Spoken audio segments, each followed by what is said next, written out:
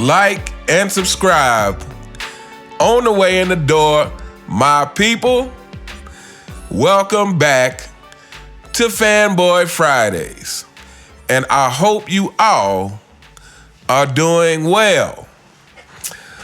This week, we're going to take a break from the Fanboy Files, partly because fanboys are exhausting because, again, fanboy number 1,000, all the same, singing all the fanboys' greatest hits. You're hating Jordan couldn't win without Pippen, LeBron James, all-time leading scorer, blah, blah, blah, blah, blah, blah. So we're going to take a break, and next week we will return to the Fanboy Files, starting at episode 11. But this week, I'm going to go ahead and get to a video request by a viewer who greatly supports this channel and is greatly appreciated. Shout out to G Tracy 82, always giving great comments and supporting the channel. You are greatly appreciated. So I hope you appreciate this video, which is probably going to be the start of a series, because it's probably going to take more than one video to get through. But before we get into it, I want to really quickly thank you all for participating in the poll from this week. Fanboys seem to be greatly upset by my poll. I mean, they seem to be in their feelings that I would have the audacity to put LeBron James in a poll about being overrated. But yet you continue to come to my channel, fanboys. Again, I told you it's nothing but pain over here for you. That's the only thing I have to offer is pain, the truth, and the truth hurts. So it was who is the most overrated between James Harden, Draymond Green, and LeBron James. And I must say I'm a bit surprised that LeBron James won. Now, I don't necessarily disagree, but I do think it was a hard choice between LeBron and Draymond for the simple fact that Draymond gets talked about like he's a superstar when he definitely is not. But somehow, through his success with the Warriors, through his playing a great role on the Warriors, he has convinced the world that he should be mentioned in the same sentence with Steph Curry and a number of other people who Draymond's just a great role player, and he's just a great role player in the system of the Golden State Warriors. So, if I'm being honest, I've kind of undecided of who I would choose between LeBron and Draymond, but LeBron won with 55% of the vote. I think Draymond, as we speak, came in second with 24, and I think James Harden was at 22. So there you go, fanboys. Your king is the GOAT of being overrated. There we go. I hope that makes you feel better. All right, so let's get into the video. All right, let's talk about this 2007 finals and why LeBron James has 6 finals losses. So the first thing I noticed, rewatching the 2007 finals, is the lack of leadership from LeBron James. And this is going to be a common theme through most of LeBron James' failures. The lack of leadership, people. LeBron James did not set the tone for his team in those 2007 finals. A lot of times it looked like Varejao and Boobie Gibson and some of those other players were playing harder than LeBron. I'm not saying LeBron didn't play hard at all, but I'm saying consistently playing hard throughout that series. That's what I did not see. And then on the other side, you got Tim Duncan and Tony Parker, to me, who were setting the tone for the Spurs. And you can see the difference. Like when your leader is not the tone setter, that's a big problem. We can take this back to me, one of the greatest plays of Michael Jordan is, and I know you all know what play I'm talking about. They're playing the Knicks. Michael Jordan had just scored. The Knicks are inbounding the ball. Michael Jordan doesn't take his eye off the ball. They throw it in. Michael Jordan gets the steal.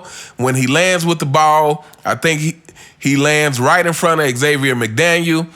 Xavier McDaniel gets the steal on MJ, takes off for the fast break. MJ chases him down and strips the ball before Xavier McDaniel can make the layup or dunk or whatever. To me, that is one of the greatest plays and just shows you how Michael Jordan set the tone for the Chicago Bulls. He would not accept anything less but complete hustle at all times. The playoffs are war, and I have to win. And I need everybody to, like Michael Jordan said in The Last Dance, I didn't ask my teammates to do anything that I wasn't doing myself. And that was evident. So in this 2007 finals against the Spurs, it was clear that LeBron James was not the definitive tone setter on his team. We were seeing all the same stuff that we still see today. A player's man would beat him, and LeBron James would be, 4 feet away from the play and not make an effort to get to the basket for the block. He was not setting the tone. Another thing, fanboys, I'm sorry, you probably just cut off the video because this series is it's not gonna be pretty.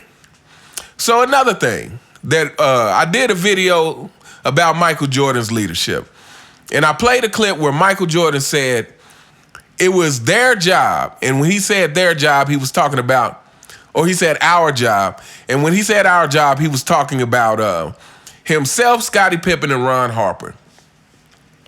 He said it was our job to defend the weaker defenders on the team and not let the other team exploit that weakness. It was our job to protect them.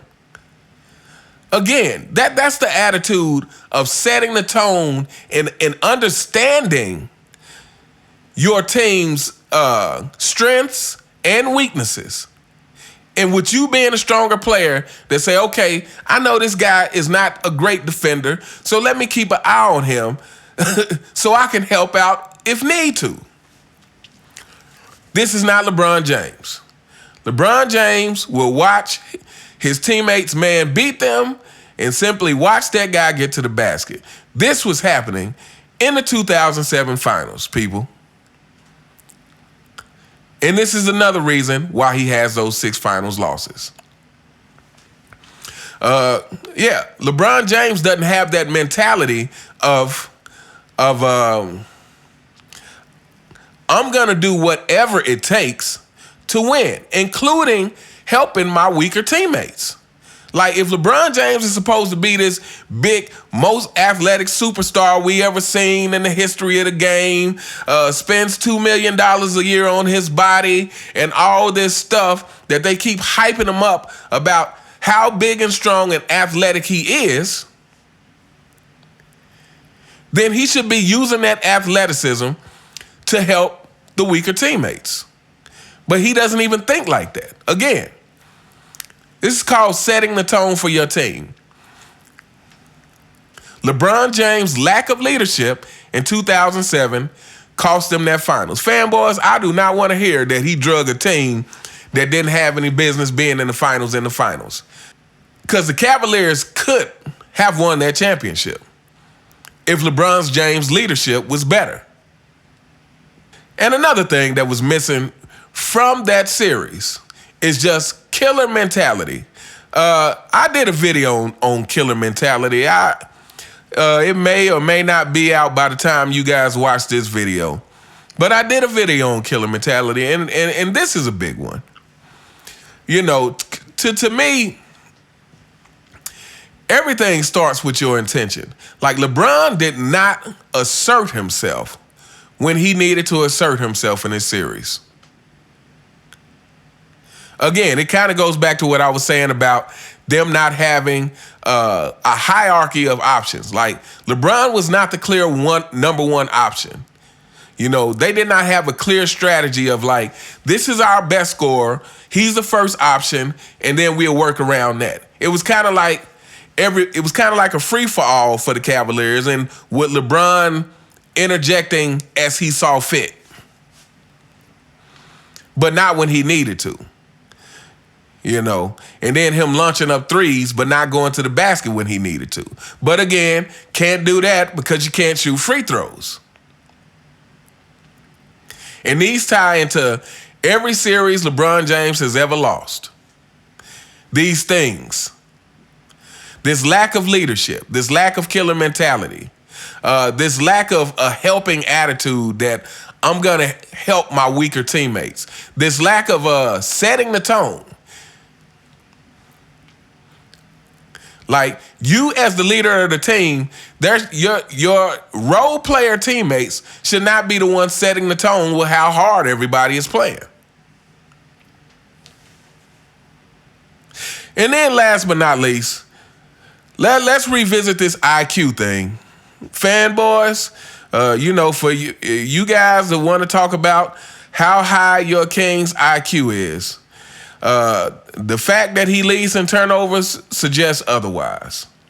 It's not even logical to think that a player who has so many turnovers could supposedly have the highest IQ in basketball ever. It's ridiculous.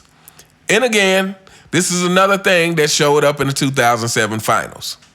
And here's the worst part about it is, like, a lot of those turnovers LeBron had in 2007 were just unforced errors. Like, it was game 4 in the fourth quarter. LeBron got the ball and dribbled it off his leg just because he wasn't paying attention.